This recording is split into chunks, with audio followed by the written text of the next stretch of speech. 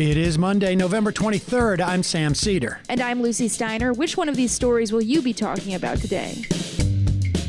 More and more Republicans are breaking with Donald Trump over his need to concede. His campaign lost a big court ruling in Pennsylvania over the weekend. Meanwhile, Joe Biden is getting ready to announce some staff and cabinet picks. One key advisor has a complicated relationship with the tech industry. And lastly, Trump's legal problems are piling up as his White House exit nears. Between the Manhattan District Attorney's Office and the Internal Revenue Service, he's in for a long slog. You're listening to Majority.fm's AM Quickie.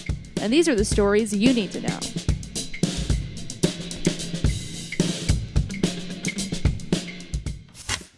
Donald Trump is increasingly isolated in his refusal to acknowledge reality. Several prominent Republicans said over the weekend that Trump's legal arguments have run their course. This according to the Washington Post. They called on him to concede to President-elect Joe Biden, or at least allow the transition process to begin. Former New Jersey Governor Chris Christie said yesterday on ABC that the conduct of Trump's legal team has been, quote, a national embarrassment, end quote. Also yesterday, Maryland Governor Larry Hogan told Trump to, quote, stop golfing and concede, end quote. And Saturday night, after a federal judge threw out Trump's illegal attempt to invalidate all of Pennsylvania's votes, Republican Senator Pat Toomey congratulated Joe Biden and Vice President-elect Kamala Harris on their victory. Toomey encouraged Trump to accept that result, saying that Trump has exhausted all plausible legal options. Toomey also noted that the judge who ruled against Trump, Matthew Brand, is a longtime conservative Republican. In a scathing ruling on Saturday, Judge Brand compared the campaign's legal arguments to Frankenstein's monster. This according to the Associated Press. Brand concluded that Trump offered only speculative accusations, not proof of rampant corruption. Trump's lawyer, Rudy Giuliani, is now appealing the ruling to the federal Third Circuit Court. Michigan Republican Fred Upton also expressed that the election is over for Donald Trump, at least in his state. This according to CBS News. Upton said there's no evidence of mass fraud, and Biden's lead of 154,000 votes is too large to overcome. For the most part, the Post reports, local and state officials have either remained silent or moved forward with the process of certifying election results. In Maricopa County, Arizona, the Republican-led Board of Supervisors voted unanimously on Friday to certify the county's results. The board chairman declared there was no evidence of fraud or misconduct, and, quote, that is with a big zero, end quote. Sounds like a lot of people aren't getting Trump's memos anymore. Just one reminder, Pat Toomey is resigning. Chris Christie is not a Republican elected official. Larry Hogan never liked Donald Trump to begin with, and Fred Upton was also campaigned on behalf of by Joe Biden. So Republicans are still fairly intransigent when it comes to Donald Trump's tight grip on unreality.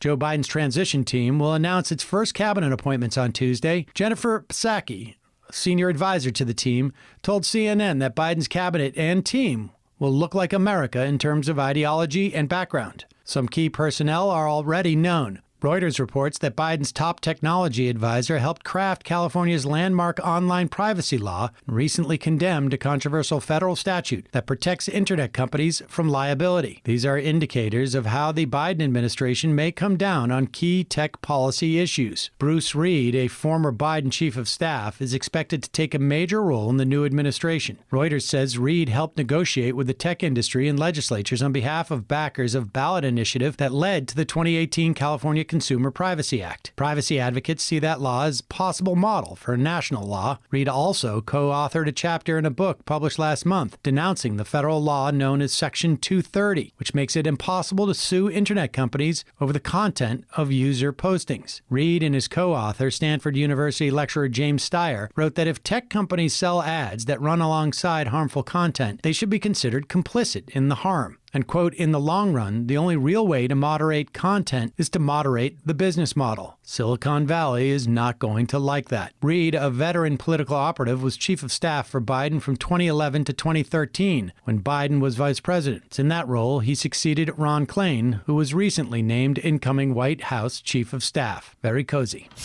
Here's something fun to think about: Donald Trump's enormous looming legal headaches. The Washington Post reports that the swirl of criminal investigations and civil complaints stemming from Trump's business activities and personal conduct could prove serious once he departs the White House. As it stands, Trump faces several lawsuits and at least 2 active investigations by state or local authorities in New York alone. The Manhattan District Attorney's ongoing investigation into Trump and his family-run business appears to be the most significant problem he faces. This, according to the Post. Were Trump to be charged and convicted, he could face the prospect of incarceration. Separately, the New York State Attorney General's office is conducting a wide-reaching civil fraud investigation, including into whether Trump and the Trump Organization sought to minimize tax liability by misrepresenting to lenders the value of certain assets. Then there's the Internal Revenue Service.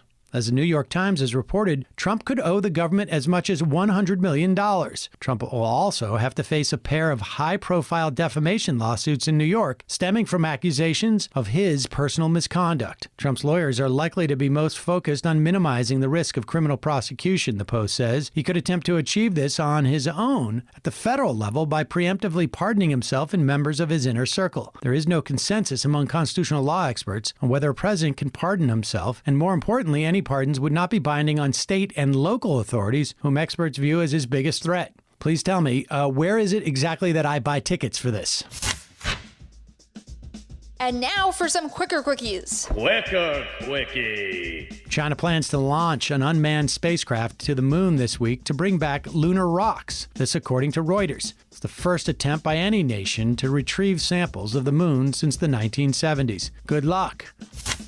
The Guardian reports that Kevin Rudd and Malcolm Turnbull, former Labour and Liberal leaders of Australia respectively, are to appear as joint star witnesses at an upcoming parliamentary inquiry into Rupert Murdoch's media dominance. Murdoch owns major newspapers across that country, as well as Sky News Australia, a network modeled on Fox News. Here's hoping that the inquiry proves, if nothing else, very, very costly for Murdoch.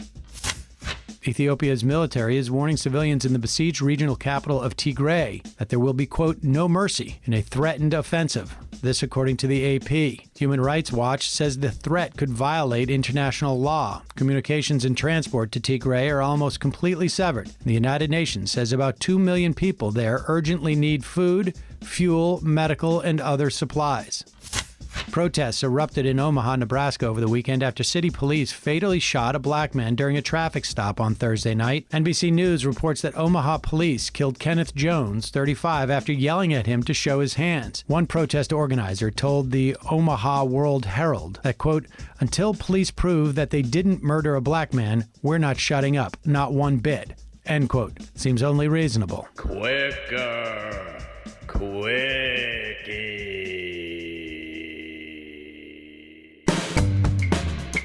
That's all for today's AM Quickie. Join us this afternoon at noon for the Majority Report live or later as a podcast.